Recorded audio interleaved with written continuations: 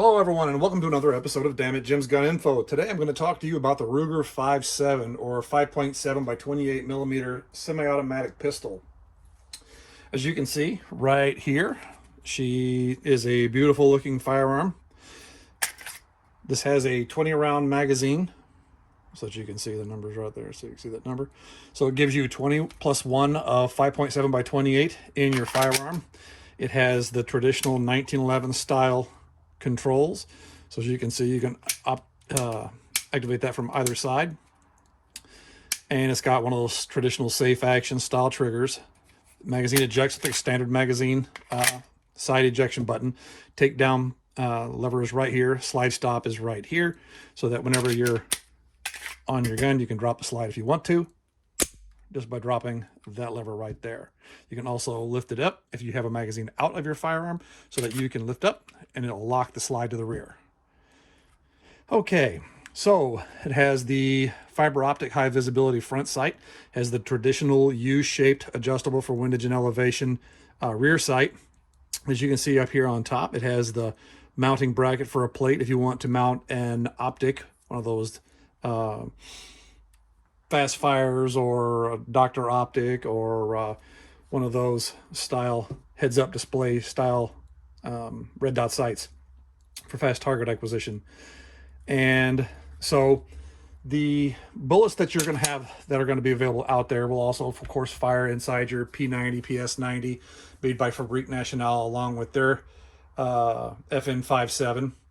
I'm not a real big fan of the FN57, not only because of the price, which is around $1,500 to $1,800. This one runs about $700, gives you the same magazine capacity, and excuse me, this actually operates on the same ammunition that your FN57 and your FNPS and P90s do. There are aftermarket parts that you can get for AR-15s, or you can load that chambering in AR-15s. But I'm going to talk a little bit further more about the Ruger. This is what I call my winter carry gun, because even if you've got a heavy coat, it's still going to reach through, touch you, and get you if I have to defend myself. So the different bullet weights that they have out there, we have, starting from the left working to the right, we have Federal, and they have a 40 grain projectile. We have American Eagle, also with a 40 grain projectile. We have the FN manufactured, the SS 197 SR, so it's a sporting cartridge, they call it. It's a 40 grain with a ballistic blue polymer tip. And then we have the 27 grain jacketed hollow point, but it's really just a solid copper. It's a lead-free bullet, 27 grains. So it's going to be really, really moving. Your bullet velocities out of this 4.94 inch, if you want to call it 5-inch barrel, is going to roughly be between 1,700 to 2,187 feet per second, ballpark. That's about 520 to 667 meters per second for you European types. And it does give you a lot of options as far as for concealed carry. Now, because it is a relatively new firearm, a lot of the manufacturers haven't gotten around to making a lot of holsters and a lot of different types of equipment for them. So as you see over here is a Desantis leather holster. It gives you the option, it's on the belt holster or outside the waistband. So you can load your firearm in there, and it's got a nice just contact security. You can adjust it on your belt to have it straight up and down, get more of a FBI cant, things along those lines, depending upon how you want to carry it. There's an aftermarket. Detroit Kydex makes this one. It's for an inside the waistband, so it's slick side on the inside. It's got the nice little belt clip and everything, so that you can put it in, and as you can see, your firearm, and it has that click in there, so I can hold it upside down and it won't drop the firearm out. So you really got to yank it to pull the weapon and everything out. So you know, make sure that that clips into your belt for retention, so that you don't pull it out with the holster still attached. So as far as belts go, you have inside the waistband and you have the outside the waistband.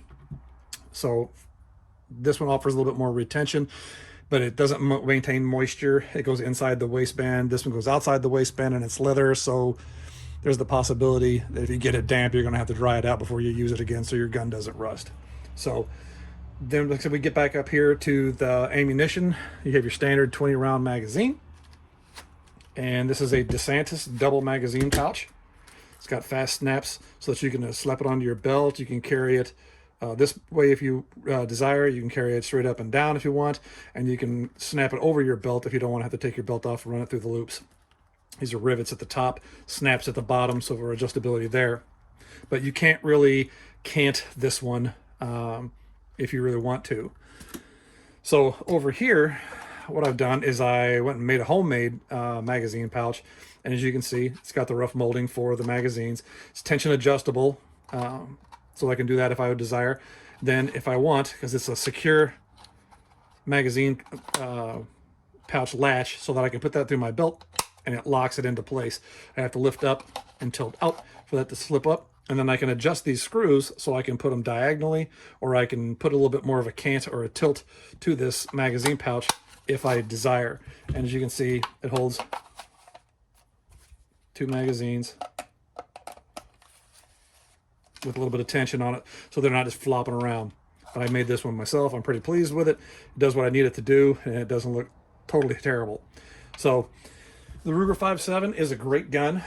I like the 1911 style controls on it over the Ruger, on the FN 5.7, which on the Ruger you got this back here. On the FN you have it up here to flip the safety and everything off.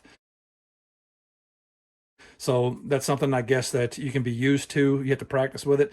But with this one, it's half the price and has 1911 style controls. Now, both of those guns are blowback. So people don't realize that these guns are blowback because of the nature of the cartridge. But it's a centerfire cartridge. So it's just an interesting combination. I think the UN decided to use it for the rear detachment guys for personal defense weapons. It gives you good penetration in a small, high-capacity package.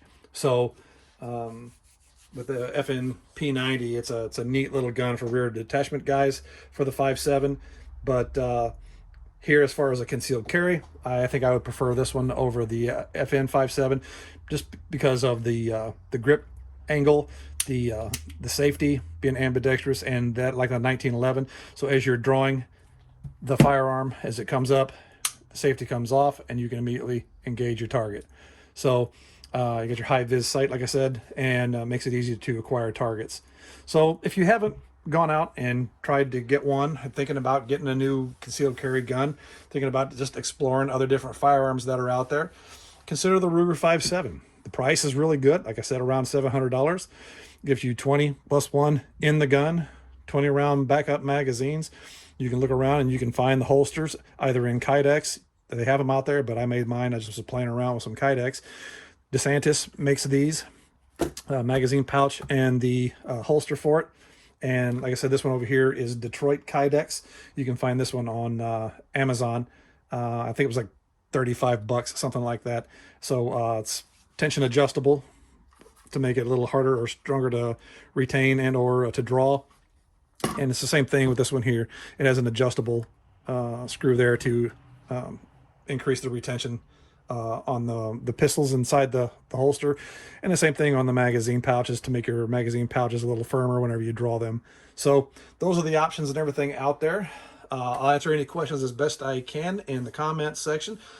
Please leave I'll put some additional information in the description, but please hit that subscribe button down below, and remember, always carry a knife because there may be cake.